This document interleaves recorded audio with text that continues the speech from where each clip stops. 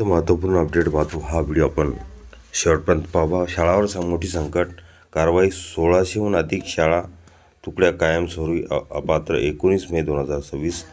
समरोपण परिपत्रकसुद्धा पाहणार आहोत, दुसरीसुद्धा अपडेट पाहणार आहोत। हा व्हिडिओ आपण शेवटपर्यंत पाहावा। शिक्षण संचालन माध्यमिक उच्च माध्यमिक यांनी राज्यातील कायम विनाअनुदानित माध्यमिक उच्च माध्यमिक शाळांबाबत अत्यंत महत्त्वाचे स्मरणपत्र जारी केले असून वारंवार मूल्यांकनात अपात्र ठरलेल्या शाळांविरोधात कठोर कारवाईचे संकेत दिले आहेत। या निर्णयामुळे राज्यभरातील अनेक खाजगी शाळांवर मान्यता रद्द होण्याची टांगती तलवार निर्माण झाली आहे।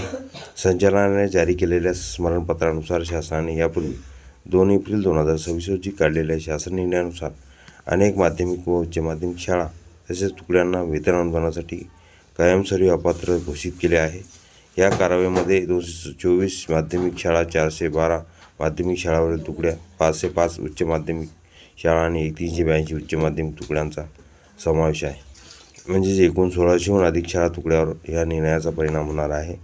स्वयंअर्थसहाय्यित तत्त्वावर अर्ज अनिवार्य।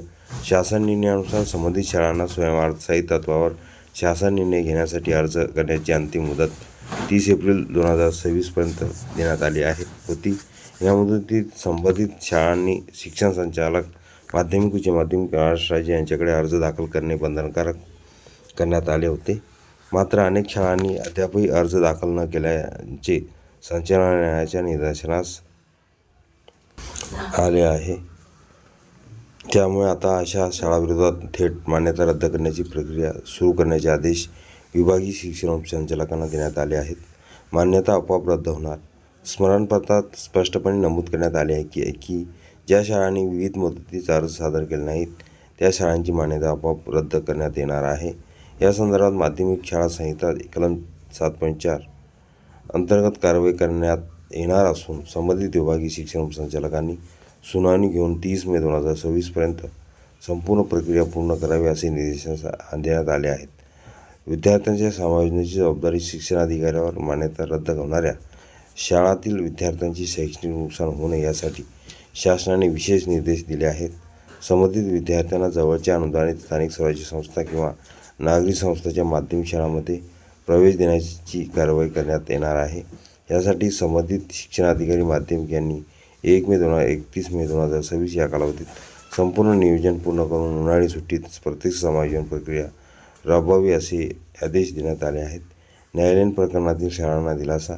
दरम्यान काही शाळांनी शासनाच्या 2 एप्रिल 2026च्या निर्णयाविरोधात न्यायालयात याचिका दाखल केल्या आहेत।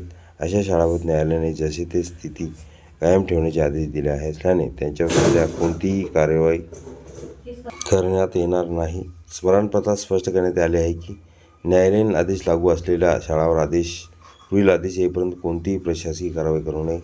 विभागीय अधिकाऱ्यांना अंतिम सूचना। महेश मधुकर पालकर यांनी सर्व विभागीय शिक्षण उपसंचालक, शिक्षणाधिकारी आणि शिक्षण निरीक्षकांना ही कारवाई तातडीने पूर्ण करण्याचे आदेश दिले आहेत। तसेच करण्यात आलेल्या कारवाईचा सविस्तर अहवाल संचालनालयाला सादर करण्यास सांगितले आहे। या निर्णयामुळे राज्यातील अनेक कायम विनाअनुदानित शाळांचे भवितव्य धोक्यात आले असून शिक्षण क्षेत्रात मोठी खळबळ उडाली आहे। विशेषतः आर्थिक अडचणीत असलेल्या खाजगी शाळांसाठी हा निर्णय अत्यंत गंभीर मानला जात आहे।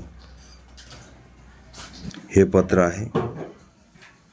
दुसरी महत्त्वपूर्ण अपडेट आहे 18 मे 2026चे 5वी आणि 8वी यांची 22 फेब्रुवारी 2026ला परीक्षा झाली होती स्कॉलरशिपची। त्याचा अंतिम निकाल जाहीर झालेला आहे।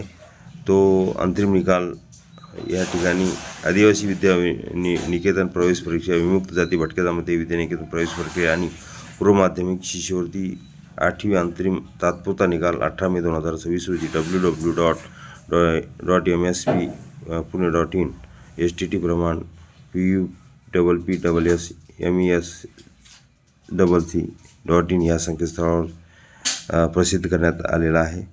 हे पूर्ण परिपत्रक अखिल तांबुसर क्लासेसच्या डिस्क्रिप्शन बॉक्समध्ये लिंक तिथून डाउनलोड करतो।